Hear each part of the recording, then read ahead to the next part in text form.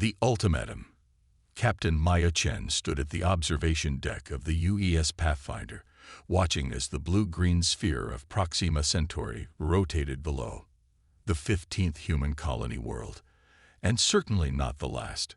Her great-grandfather had been among the first humans to set foot on Mars, and now, just 3 generations later, humanity had spread to 14 star systems. "Captain, we're detecting an approaching vessel," Lieutenant Rodriguez announced from behind her. "It's not one of ours." Maya's heart skipped a beat. After decades of searching the stars, humanity had found no signs of intelligent alien life. Until now. "Battle stations," she ordered calmly, though her pulse raced. "But power weapons down. First contact protocols are in effect." The alien ship that appeared on their viewscreen defied human aesthetics, a crystalline structure that seemed to fold in on itself in impossible ways, shimmering with an inner light that pulsed like a heartbeat. It dwarfed the Pathfinder by at least 20 times. "We're receiving a transmission," Rodriguez said. "They're speaking English." The creature that appeared on screen had 6 eyes arranged in a hexagonal pattern on what Maya assumed was its face. Its skin was iridescent, like the carapace of a beetle, and it moved with unnervingly precise gestures. "I am Over-Commander Zix of the Draconid Imperium," it said, its voice resonating oddly through the speakers. "We have been observing your species for some time. Your rapid expansion must cease immediately." Maya maintained her composure. "I'm Captain Maya Chen of the United Earth Alliance. We come in peace and wish to establish diplomatic." "Peace is not an option," the alien interrupted. "The Draconid Imperium has maintained galactic stability for 50,000 years. Species that expand as rapidly as yours inevitably become destabilizing forces. You have 1 Earth year to withdraw to your home system. Any human found beyond Sol after that time will be eliminated." The transmission cut off, leaving the bridge in stunned silence. "Well," Maya said, allowing herself a small smile, "I guess the "are we alone" question is finally answered." The emergency summit on Earth 1 month later was anything but calm. Representatives from all 14 colonies argued bitterly about the correct response to the Draconid ultimatum. "We should comply," argued the Martian delegate. "They clearly possess technology far beyond ours. This isn't a fight we can win." "Retreat means death," countered the representative from Ta City.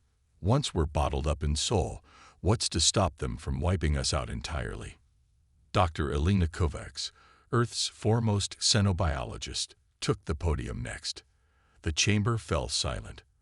Her analysis of the limited data they had on the Draconids might be the key to understanding their true motives.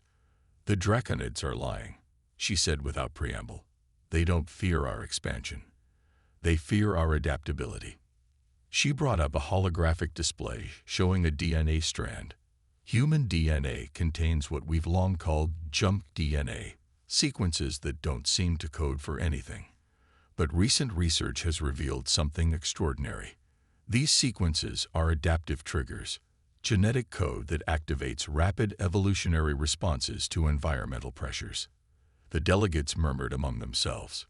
"In most species, evolution takes thousands of generations," Dr. Kovacs continued. "But humans can adapt within a handful of generations to new environments. The Draconids, from what little we can analyze of their biology, are extremely specialized and stable.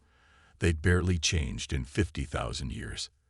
They see our adaptability as an existential threat." Maya, who had been invited to the summit as the first human to make contact, stood up. "Are you saying they're afraid we'll outvolve them?" "Precisely," Dr. Kovacs nodded. "And based on the data we've gathered, I believe they have good reason to be afraid. We adapt faster than any species they've encountered before. We're not just talking about natural selection over generations. I'm talking about epigenetic responses within a single human lifetime."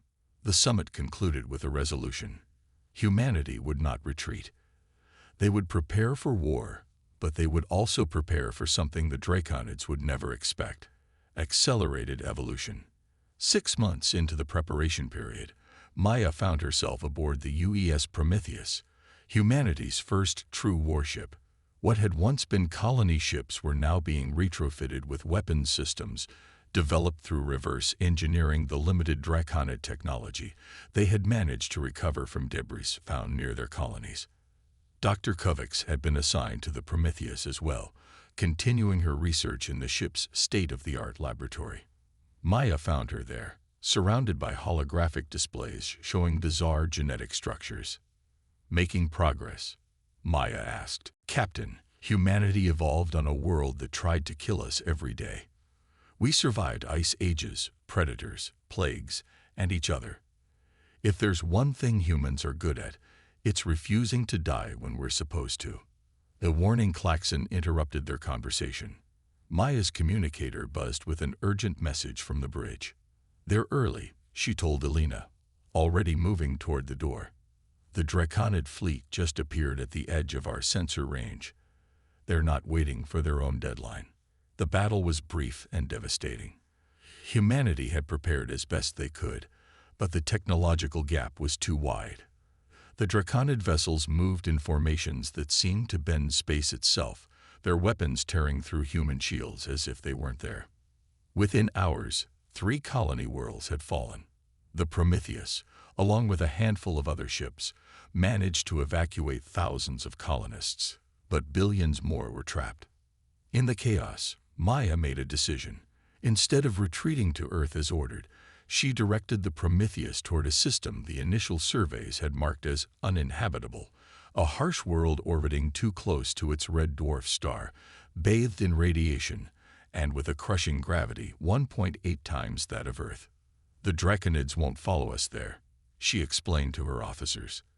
Their physiology can't handle those conditions any better than ours. With respect, Captain, her first officer pointed out, neither can we. Maya exchanged a look with Dr. Kovacs. Not yet, she replied. But we're about to put Dr. Kovacs' theories to the test. As the Prometheus and its convoy of refugee ships slipped into FTL toward the harsh world they would come to call Crucible, Maya addressed the fleet. Today marks the end of humanity as we've known it, she told them, her voice steady despite the weight of her words.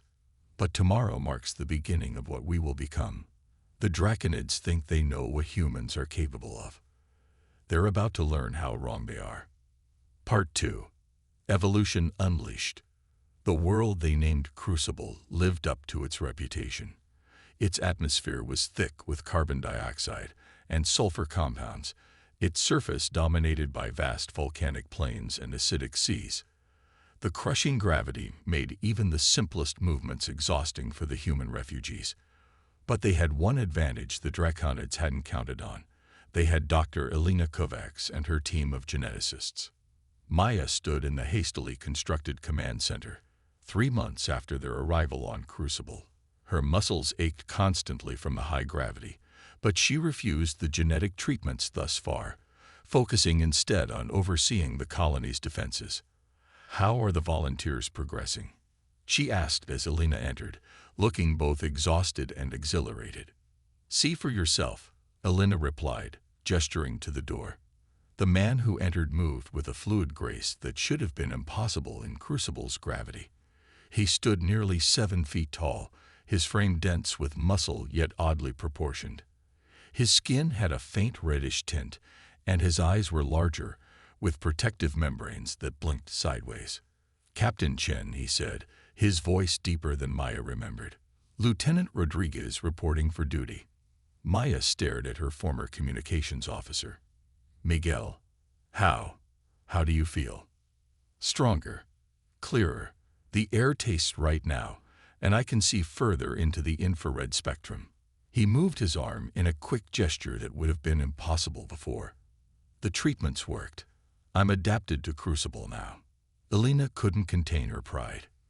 We activated his dormant adaptive genes and introduced synthetic epigenetic markers to guide the expression. His bones are denser, his muscle fibers more efficient, his lungs can filter the toxins from the air. And his body processes radiation as an energy source rather than taking damage from it. How many more can we adapt? Maya asked. Everyone who volunteers, Elena replied. And we're developing different adaptation protocols for different environments. The Draconids drove us from worlds they could inhabit. That means we need to make homes where they can't follow.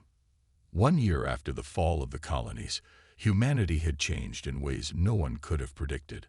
On Crucible, the first generation of fully adapted humans had emerged, stronger, denser, with copper-based blood that could better process the thin oxygen and filter toxins. They called themselves Crucibles, and they were building a civilization in conditions that would kill an unmodified human within minutes. But they weren't the only ones. Other refugee groups had fled to other hostile environments.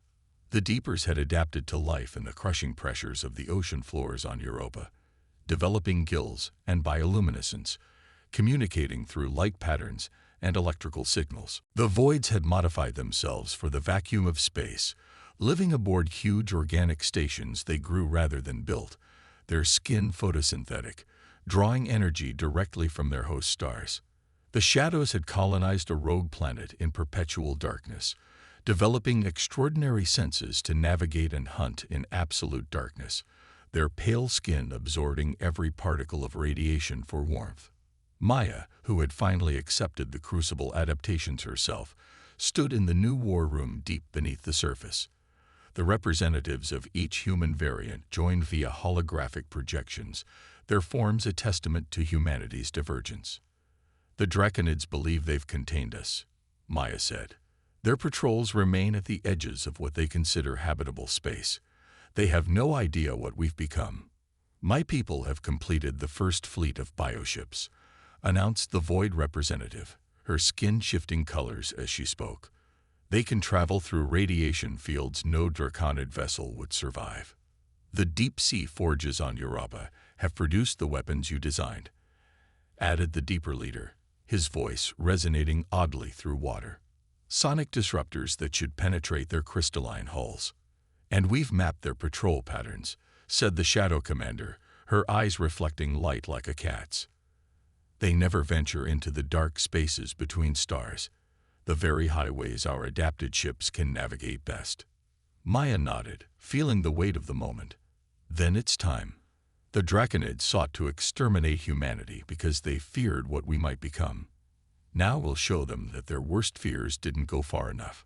The counterattack began at what the humans had designated Extinction Point Alpha, the first colony world to fall to the Draconids. The alien garrison there had never expected an attack from below the acidic oceans, where Deeper commandos emerged in the dead of night.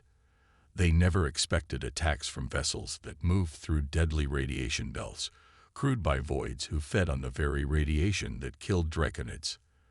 They never expected shadow infiltrators who could see in spectrums invisible to Draconid eyes, moving through their bases unseen. Within a week, 3 former colony worlds had been reclaimed. The Draconid response was swift but confused. They had prepared to fight humans, not the varied specialized warriors they now faced. Maya led the Crucible forces personally, her adapted body allowing her to fight at peak efficiency even on worlds the Draconids considered optimal. Her troops could operate anywhere, from crushing gravity worlds to near vacuum, from sub-zero temperatures to volcanic heat. The Draconid command ship, when they finally confronted it, was a perfect crystal cathedral floating in space, beautiful and terrible. Maya's assault team, a mix of all human variants, breached it from 5 directions simultaneously. They found Over-Commander Zix in the central chamber, surrounded by the Draconid High Command. The alien seemed smaller now, less imposing than in that first transmission. Impossible, Zix hissed as Maya entered, her adapted form towering over the Draconid. Your species cannot have evolved so quickly. It defies all biological law. You should have studied us more carefully, Maya replied, the heavier elements in her blood allowing her to speak even in the thin atmosphere the Draconids preferred. Humans don't just adapt. We thrive on challenge. You didn't doom us when you cast us out. You forced us to become more than we were. You are abominations, Zix said, backing away. Unnatural perversions of evolution. A Void warrior floated forward, her skin rippling with colors. We are the future. Adaptability is nature's greatest strength. Your stagnation is the true perversion. What do you want? Zix asked, mandibles clicking in what Maya had learned was a sign of extreme stress. Revenge. The extinction of our kind. Maya shook her head. We want to survive. We want to explore. We want to grow. If your Imperium can accept that, we can coexist. If not, she let the implication hang in the air. Around her, the diverse forms of humanity's children waited. Crucibles with their dense, powerful bodies. Voids with their space-adapted forms. Deepers with their fluid movements. Shadows with their predatory stillness. The Imperium has never negotiated with lesser species, one of the other Draconids began, but Zix raised a hand to silence them. We are 50,000 years old, Zix said slowly. We have seen species rise and fall, but we have never seen anything like you. The alien commander seemed to come to a decision. Perhaps there is wisdom in adaptation after all. 3 years after first contact, Maya stood once again on an observation deck, this time on the newly constructed diplomatic station orbiting neutral space between human and Draconid territories. The treaty being signed below would recognize humanity's right to exist in its many forms and establish boundaries that both species could respect. Dr. Kovacs joined her, her own body now adapted for low-gravity environments, taller and more slender than before. Do you think it will last? Elena asked, watching as human variants from across the spectrum interacted with increasingly curious Draconids. Nothing lasts forever, Maya replied. But we've earned our place among the stars. And more importantly, we've proven that diversity isn't weakness. It's the ultimate strength. Below them, the first generation of children born to adapted parents played in specially designed chambers, some with density and strength that would have seemed impossible on Earth, others with gills or photosynthetic skin, others with senses no original human had possessed. They weren't just humanity's children. They were humanity's future, branches of an evolutionary tree that refused to be pruned, reaching into environments and possibilities no one could have imagined. The Draconids feared change. Maya said, watching as a void child communicated through skin color patterns with a fascinated Draconid scientist. We embraced it, and it saved us. What do you think will become next? Elena asked. Maya smiled, looking out at the stars beyond the station. Countless worlds with countless challenges, each one an opportunity for humanity to grow in new directions. Whatever we need to be, she answered. That's always been our strength.